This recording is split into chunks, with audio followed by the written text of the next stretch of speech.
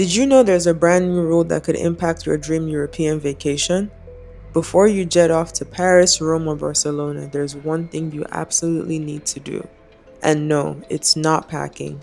Stay tuned because this quick tip will save you time, stress, and maybe even your trip. There's a new travel requirement you need to know about before you pack your bags. It is called the ETIAS. So, what is ETIAS?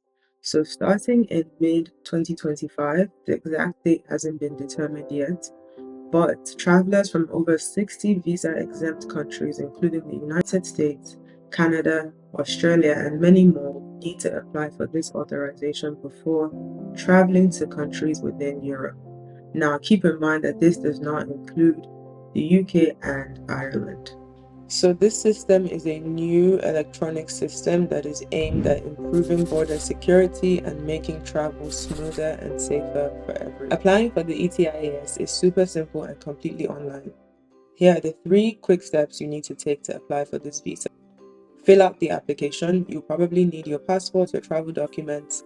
Pay the fee. It's about €7, but it's free for people under 18 and over the age of 70. Wait for approval. Most applications are supposed to be approved within minutes, but it's always good to do this at least a few weeks before your intended travel date. Now, let's address some common questions. The ETIAS is valid for 3 years or until your passport expires. Second, you can use it to travel to multiple countries within the Schengen area as long as you don't exceed 90 days within a 180-day period. Now, I know it may seem like an extra step, but think about it this way.